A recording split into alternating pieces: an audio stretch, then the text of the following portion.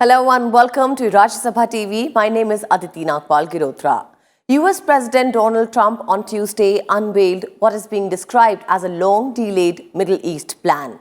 Standing alongside Israeli Prime Minister Benjamin Netanyahu in the White House, Trump described the peace plan as historic and a giant step. He also pledged that no Israelis or Palestinians will be uprooted from their homes. Trump essentially proposed a two-state solution. It envisages Jerusalem as Israel's undivided capital. At the same time, he said, the Palestinian capital will be in eastern Jerusalem, where the US will set up its embassy.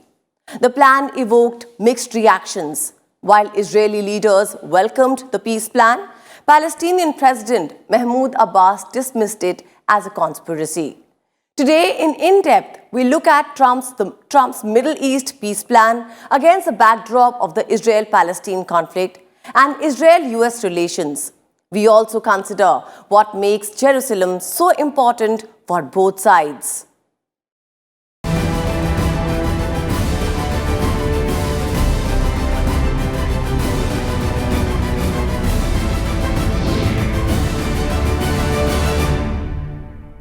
The Trump administration's proposal to bring a solution to the decades-long Israeli-Palestinian conflict has been 3 years in the making, while the White House's 80-page plan calls for a Palestinian state with a capital in East Jerusalem. The blueprint will also permit Israel to extend sovereignty over all major settlement blocks in the West Bank. It will uphold Jerusalem as Israel's undivided capital and require Palestinians to concede far more land to Israel than in the past proposals. Trump characterized his proposal as a win-win for both Israelis and Palestinians, but Palestinians criticized the deal as one-sided.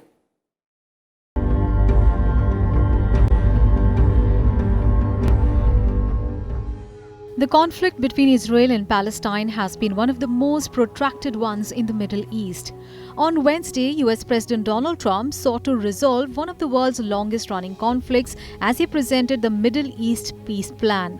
Standing alongside Israeli Prime Minister Benjamin Netanyahu at the White House, Trump said it was a win-win opportunity for both sides. My vision presents a win-win opportunity for both sides. A realistic two-state solution that resolves the risk of Palestinian statehood to Israel's security.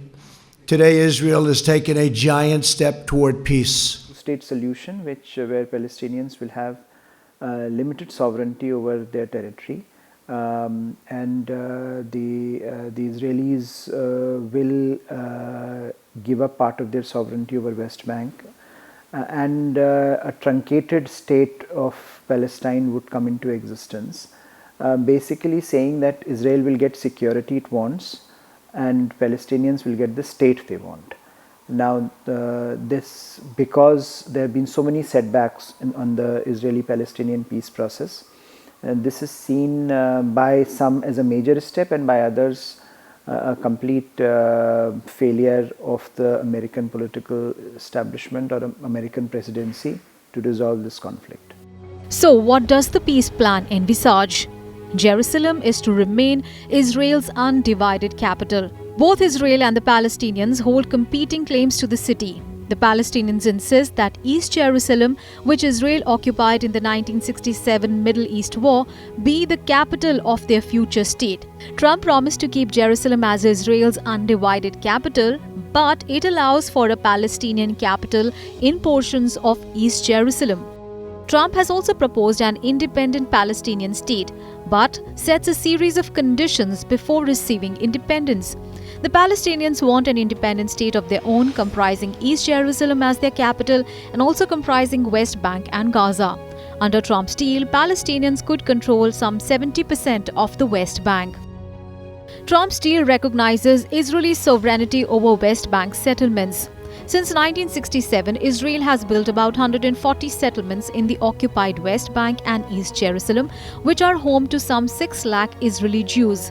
The settlements are considered illegal under international law. Palestinians want settlements to be removed, while Israel says settlements won't be uprooted and must be brought under Israeli sovereignty. Trump's deal recognizes Israeli sovereignty in the West Bank, but puts a 4-year freeze on the construction of new Israeli settlements. The deal also recognizes the Jordan Valley, which makes up about a third of the occupied West Bank, as part of Israel. The deal refuses Palestinian refugees the right to return to homes lost to Israel in previous conflicts. On this day, you too have charted a brilliant future for Israelis, Palestinians, and the region by presenting a realistic path to a durable peace. Palestinian President Mahmoud Abbas dismissed the plans as a conspiracy. West Bank's Ramallah-based government says America was not an honest broker in the region. Palestinian Islamist group Hamas, which controls the Gaza Strip, also rejected the deal.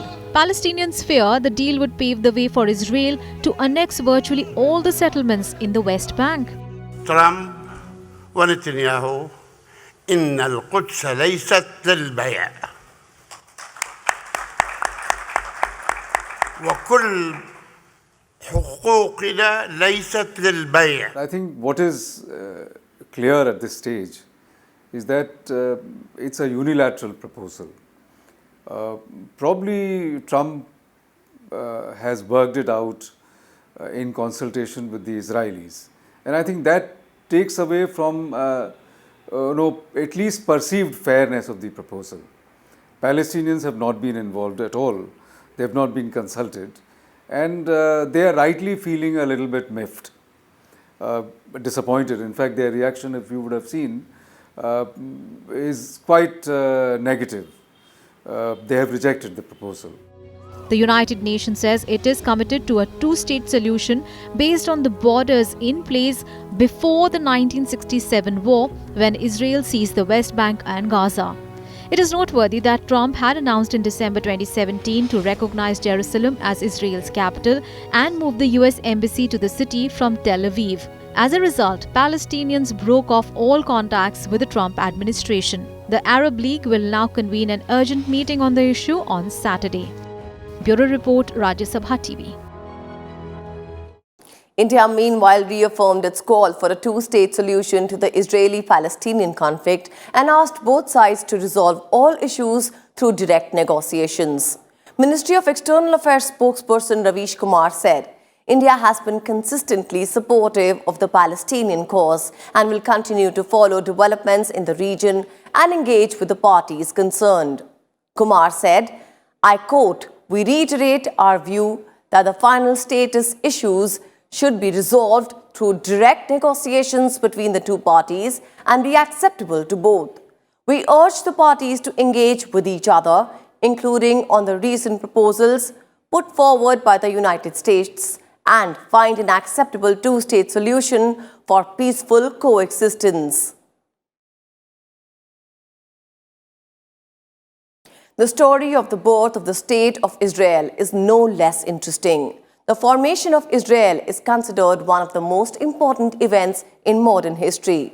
It also gave rise to one of the longest conflicts in today's times, the Israel-Palestine conflict, in which thousands of people have lost their lives while lakhs have been displaced.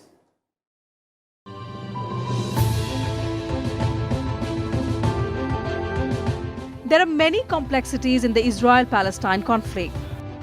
While some claim that the creation of Israel after the Second World War is the main reason for the conflict, the struggle in the region began much before the Second World War. Muslims, Jews, and Christians, people of all the three faiths, claim their right in the area, as the holy city of Jerusalem holds religious significance for Islam, Judaism, and Christianity. Abraham is the common patriarch of the three religions, and Jerusalem is the city of Abraham. Abraham had two sons, Ismail and Isaac, whose descendants created Islam, Judaism, and Christianity. Well, it's a long history, conflict-ridden history. As long as as soon as Israel came into existence, it was the argument was that Israel has Israel is occupying territories which actually belong to the Palestinians, and since then Israel has faced this problem of Palestinians trying to make a case that this is their territory which Israel has occupied. And Israel has also looked at Palestinians as a problem for their security. So the terrorism problem, the Islamist radicalization problem that Israel has faced, Israel has been claiming that this owed its existence to the Palestinians, and Palestinians on the other hand have claimed that Israel as a state has not given them their due, that they live as second-class citizens, and they've been demanding their own state. This has been at the cause of the fundamental trouble between the two sides. The world, the international community has recognized that a two-state solution, a viable two-state solution, would perhaps be the most important factor in resolving this conflict. But that viable two-state solution has not yet come about, and including the most recent plan of Mr. Trump is not giving rise to two viable states, especially a viable Palestinian state, and therefore most Palestinians would feel that this is not something that they can accept. With the advent of Islam, Christian and Jewish population began to disintegrate in Palestine. In the 19th century, religious conflicts among Muslims, Jews and Christians began. The area became the epicenter of struggle between the British and Ottoman empires. Around 65,000 Jews were resettled here from Europe.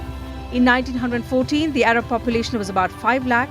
Since 1922, this area was under British control, but the struggle of control between Jews and Arabs continued. The Jews were demanding a new country, and in 1917, Britain pledged establishment of Palestine as the national home for the Jewish. With Hitler's rise, troubles increased for Jews in Europe, and they fled the continent. Between 1922 to 1939, over 3 lakh Jews resettled in Palestine, leading to many violent struggles between the Arabs and the migrants.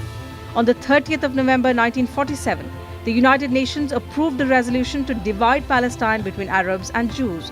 According to the agreement, Britain left its occupation from Palestine on the 15th of May 1948. At midnight on the 15th of May 1948, the State of Israel came into being. The Arab world vehemently protested the formation of Israel as a Jewish nation, but Israel managed to block their opposition with the help of Western nations. Israel occupied large areas of Palestine, forcing lakhs of Palestinians to flee from the newborn nation. This gave rise to a never-ending conflict between Israel and Palestine. This even as Israel continued to expand its territory, reducing Palestine to just Gaza Strip and West Bank. In June 1967, another war was fought between Israel and neighboring Arab countries, including Egypt, that was then known as the United Arab Republic, Jordan and Syria. During this 6-day war, Israel captured the Gaza Strip and the Sinai Peninsula from Egypt, the West Bank from Jordan and the Golan Heights from Syria. In 1969, Yasser Arafat became the chairman of the Palestine Liberation Organization. In 1973, Syria and Egypt attacked Israel to recapture Golan Heights and Sinai Peninsula, but failed. In 1978, Israel and Egypt signed the Camp David Accords to establish peace in the region, but even this failed to bring about peace and stability. In 1982, Israel attacked Lebanon and killed hundreds of Palestinian refugees in Beirut. In the meantime, new Jewish colonies began to settle on Palestinian territory. You know, the Palestinians, Israelis were, Jews were, they left Palestinian territories, but they always aspired to come back to those territories. In the First World War, Britain made a deal with the World Zionist Organization because the Jews would provide cash funding for the war effort. And this resulted in what is famously called Balfour Declaration, under which British promised that they will facilitate the entry of certain number of Jewish people. And I think after the First World War, when the British and the Allied forces won, they implemented that deal. In 1987, Palestinians began a fresh struggle for their independence. In 1993, Yasser Arafat signed a peace treaty with the government of Israel in Oslo called the Oslo Accord. The accord provided for the creation of a Palestinian interim self-government that would be responsible for the administration of the West Bank and the Gaza Strip. However, Israel backtracked and refused to consider Palestine as a free country even till today. In the year 2000, Israel occupied a large part of the West Bank. In 2008, thousands of Palestinians were killed in Israeli attack on the Gaza Strip. In 2011, Palestine launched a diplomatic campaign to gain membership in the United Nations for the state of Palestine. The same year, UNESCO admitted Palestine into the organization as a full member. However, the Palestinian struggle for an independent nation is still going on. Bureau Report, Rajya Sabha TV.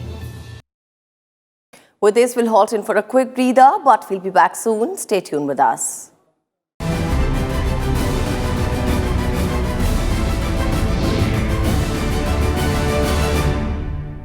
Welcome back. You're still with us on In Depth. Located on the border of Israel, between the Mediterranean Sea and the Dead Sea, Jerusalem is one of the oldest cities of the world. With its narrow lanes and rich history, Jerusalem connects several religions of the world. Its ancient buildings and monuments tell the countless stories of its glorious culture, which is thousands of years old. Here's a look at the story of Jerusalem.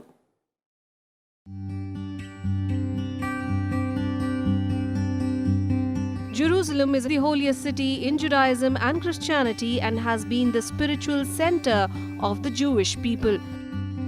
The king of Israel, David, first established it as the capital of the Jewish nation, and his son Solomon commissioned the building of the first temple in the city.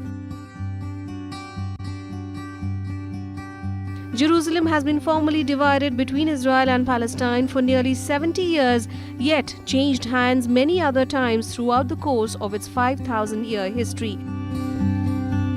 Well, both consider it their united Jerusalem as their capital cities, and if you recall, Mr. Trump had shifted the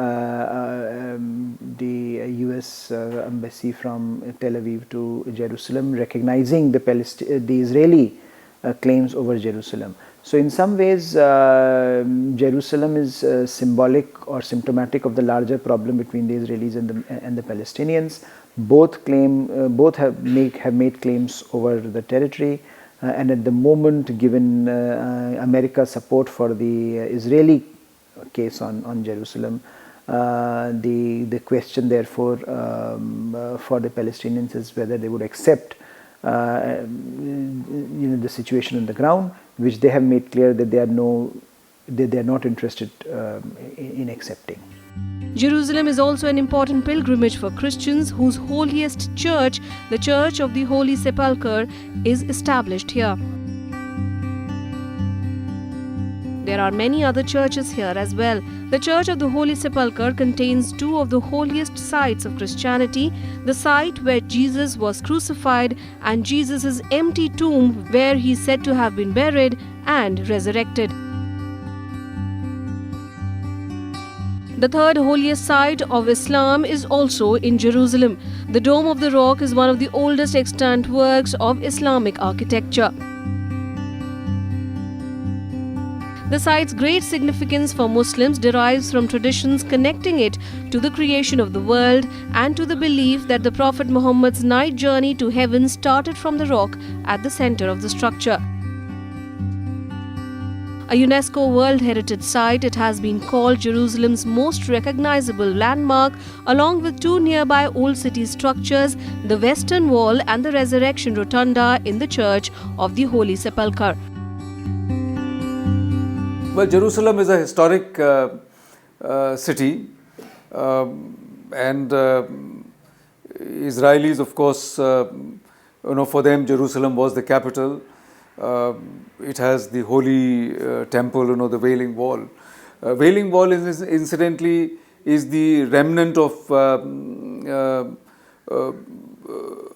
the foundation or the wall of where their original temple was, which was destroyed when they were pushed out of that.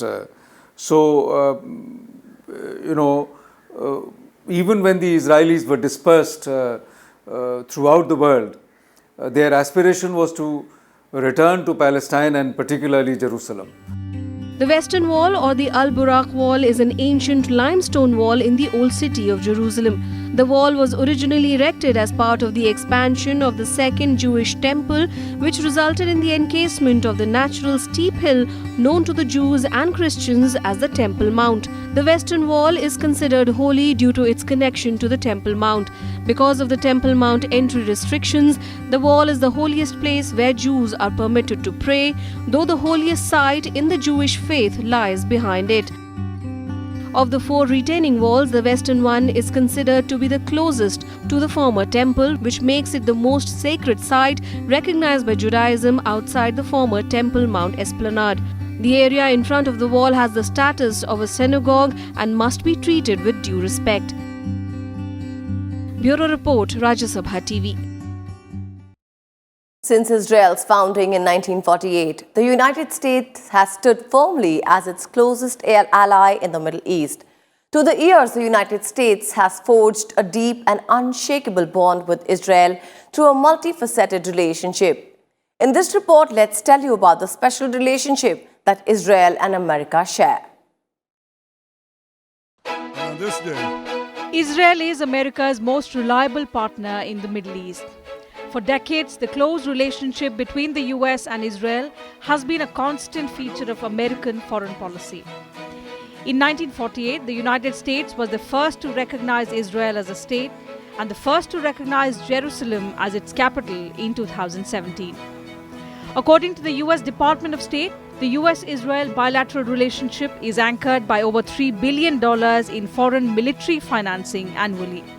In addition to financial support, the US takes part in a high level of exchanges with Israel to include joint military exercises, military research, and also weapons development. Through the Joint Counter-Terrorism Group and a semi-annual strategic dialogue, the US and Israel have enhanced their cooperation in fighting terrorism. Israel and US relationship continues to be one of the most important ones for Israel, because Israel views America as a very important partner in terms of guaranteeing its security in the Middle East. Israel is surrounded by, which it believes, by its adversaries, and Israel needs big countries like America to support its existence. Americans have had a soft corner for the Israelis, and Americans have been supporting Israelis for the last several decades, since its inception over 7 decades now. And Americans are also have played an important role in trying to resolve the Israeli-Palestinian peace process. 30 years ago, it was the Oslo peace process that was signed by, put into operation by then President Bill Clinton, signed by Yitzhak Rabin of Israel and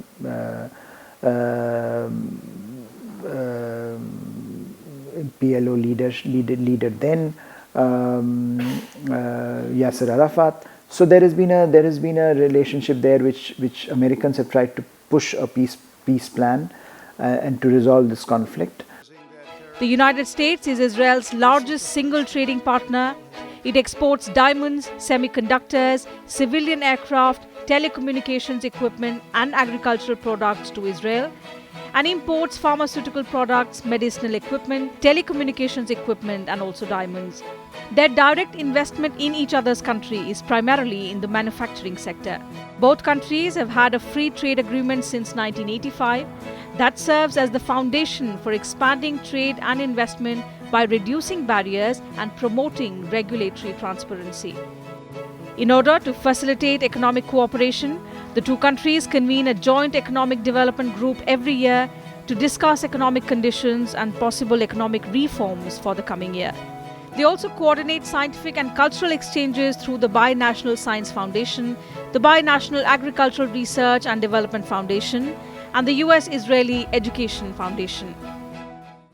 Well, US regards Israel as a very close ally. The military significance of those ties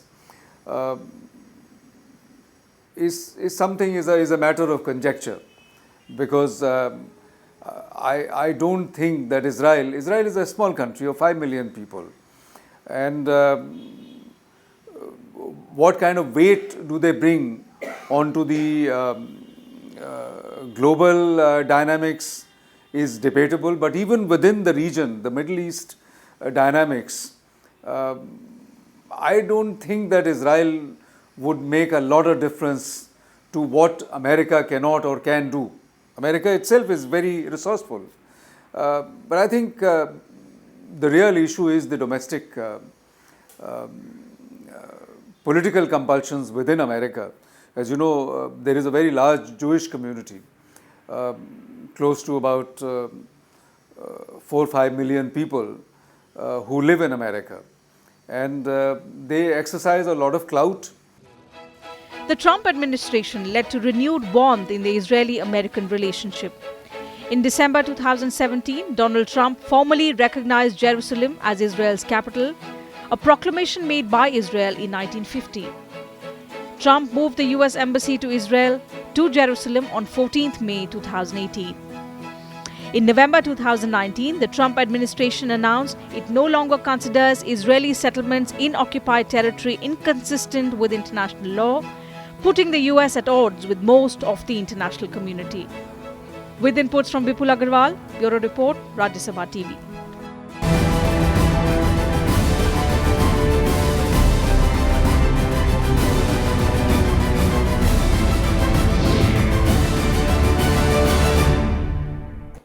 So with this, it's a wrap on this edition of In Depth. Thank you so much for watching.